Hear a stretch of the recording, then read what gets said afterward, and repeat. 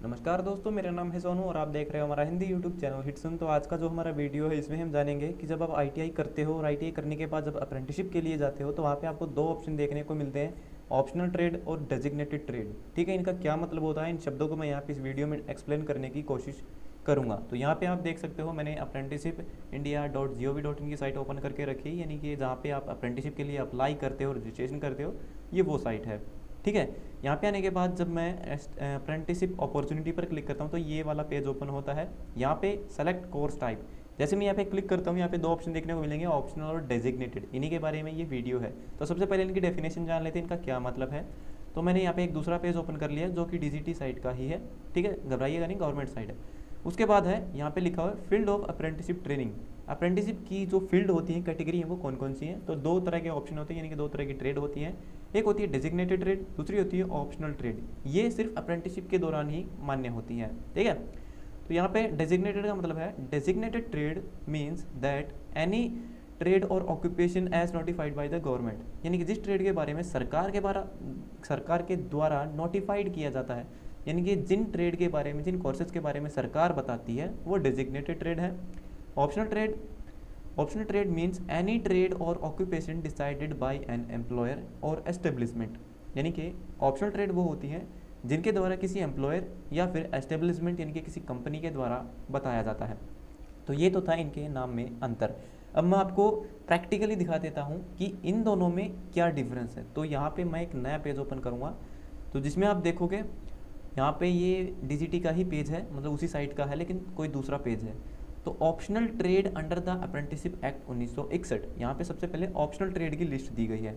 Total कितनी है, total ये हैं आपकी 81। ठीक है, 81 ट्रेड है। ठीक है, वेपन फीटर, सोच के देखो यार, वेपन फीटर आईटीआई के अंदर कोई ट्रेड है नहीं है। क्यों?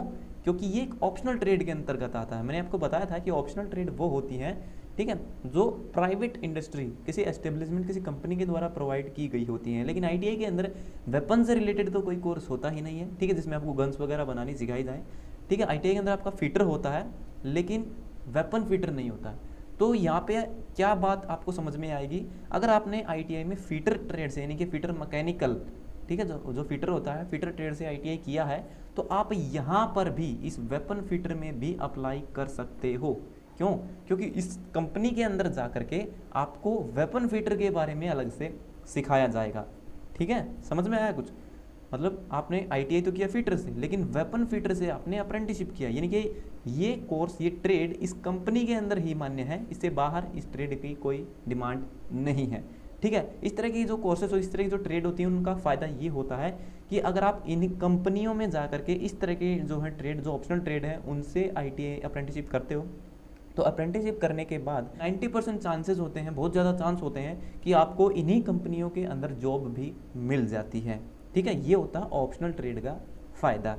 ठीक है, तो यहाँ पे आप देखोगे accountant executive, account advance masonry. ठीक है, मैसनरी होता है लेकिन एडवांस मैसनरी नाम का कोई शब्द नहीं होता है आईटीआई के अंदर, ट्रेड के अंदर। ठीक है, उसके बाद बार बेंडर, यानी कि जो सरिये को मोचने का काम करते हैं, सरिये को टेढ़ा मेढ़ा करते हैं। ठीक है, तो यहाँ पे आप देखोगे बीपीओ एग्जीक्यूटिव वॉइस, जो कॉल सेंटर होते हैं, कॉल सेंटर भी अप्रेंटिसशिप करवाते हैं, वो वहाँ पे ट्रेनीज़ को बुलाते हैं। ठीक है, जैसे मान लिया आपने कोपा ट्रेड से आईटीआई किया है और किसी बीपीओ के अंदर आपने जो है अप्रेंटिसशिप के लिए अप्लाई कर दिया, तो बीपीओ के अंदर जो बीपीओ एग्जीक्यूटिव की जो अप्रेंटिसशिप आप करेंगे, वहाँ पे आपको आईटीआई के अंदर जो कोपा ट्रेड में आपने एचटीएमएल सीएसएस जावास्क्रिप्ट वगैरह सीखा था, वो सब काम नहीं आएगा। वो वहाँ पे आपको बीपीओ यानी कि कस्टमर केयर से कैसे बात करना, वो सब सिखाएंगे। ठीक है, तो ये होती है ऑप्शनल ट्रेड जो कि कंपनी डिसाइड करती है, लेकिन इनका भी आप ये ना सोचें कि इनका नुकसान है। इनका एक तो फ़ायदा ये है कि इन्हीं कंपनियों के अंदर आपको जॉब मिल सकती है। दूसरा बेनिफिट ये होता है कि इन कंपनियों के अंदर जब आप अप्रेंटिसशिप करते हो तो आपने देखा होगा कि अप्रेंटिसशिप करने के बाद एक टेस्ट होता है, ऑल इंडिया ट्रेड टेस्ट। ठीक है, और वो टेस्ट देने के बाद आपको एक सर्टिफिकेट मिलता है, नेशनल अप्रेंटिसशिप सर्टिफिकेट, एनएसी का सर्टिफिकेट दिया जाता है। तो वो जो सर्टिफिकेट होता है वो आपको ऑप्शनल ट्रेड में भी मिलता है और वो आपको इस डेजिग्नेटेड ट्रेड्स में भी मिलता है। तो यहाँ पे मैंने दूसरा पेज ओपन कर दिया, ये ऑप्शनल ट्रेड का था और ये डेजिग्नेटेड ट्रेड्स का था। अब डेजिग्नेटेड ट्रेड्स की अगर मैं बात करूँ तो सरकार ने कितनी डेजिग्नेटेड ट्रेड्स बना के रखी इंडस्ट्रीज़ के अंदर, यहाँ पे देखोगे 181, 180। वैसे तो सरकार ने डीजीटी के पोर्टल पर ऑफिशियल बता रखा है कि आईटीआई के अंदर 142 ट्रेड हैं, लेकिन अप्रेंटिसशिप में आपको 181 ट्रेड देखने को मिलती हैं।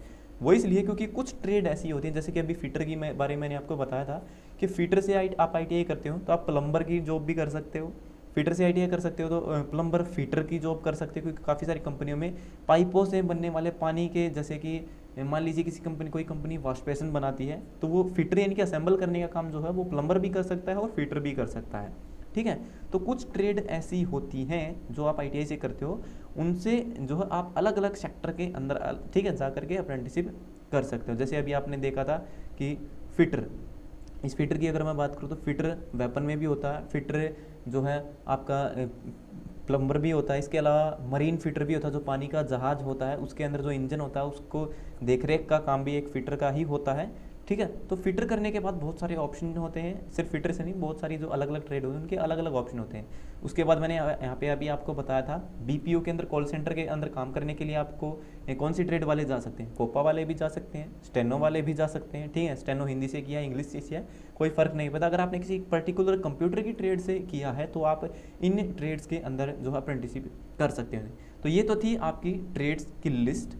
ठीक है, उसके बाद यहाँ पे एक और पेज मैं आपको दिखा देता हूँ, user manual for optional trade course creation.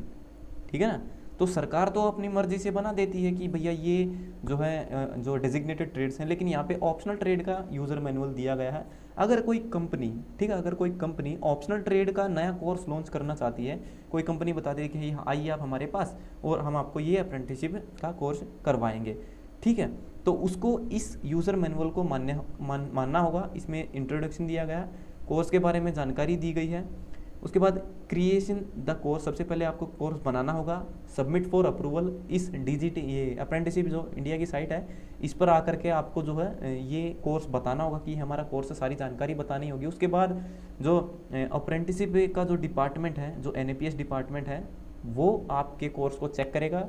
अगर उनको लगेगा कि हाँ ये कोर्स अच्छा है, इससे ट्रेनी को फ़ायदा मिलेगा, तो वो आपके कोर्स को अप्रूव कर देंगे और वो कोर्स आपका इस ऑप्शनल ट्रेड की जो ये लिस्ट मैंने अभी आपको दिखाई थी इसमें ऐड हो जाएगा। ये काम होता है किसी भी प्राइवेट कंपनी का, एस्टेब्लिशमेंट का। ठीक है, और ये कोर्स रिजेक्ट भी हो जाते हैं, यहाँ पे आप देख सकते हो रिजेक्ट, डिसेबल, इनेबल। ठीक है, तो इन कोर्सेज में जो है ऊपर नीचे होता रहता है, लेकिन इसका भी फ़ायदा है। ठीक है, और यहाँ पे डेजिग्नेटेड करने का भी फ़ायदा है। आप किसी भी ट्रेड से कीजिए, कोई फ़र्क नहीं पड़ता है, आपको दोनों ट्रेड से करने के बाद जो है सर्टिफिकेट मिलता है, जो कि मैंने आपको बताया, ऑल इंडिया ट्रेड टेस्ट का, अप्रेंटिसशिप का। सो वीडियो देखने के लिए धन्यवाद दोस्तों। अगर आपका कोई सवाल है, अभी बचता है, तो आप कमेंट सेक्शन में लिख के पूछ सकते हैं। उम्मीद करता हूँ ये वीडियो आपको समझ में आया होगा, पता चला होगा कि ऑप्शनल ट्रेड कौन सी हैं, डेजिग्नेटेड ट्रेड कौन सी हैं, किसको करने में बेनिफिट है, बेनिफिट दोनों को करने में है। ठीक है, कोई फ़र्क नहीं होता है। ठीक है, और दोनों को करने पर आपको जो है सर्टिफिकेट मिलता है, जो कि NAC का होता है।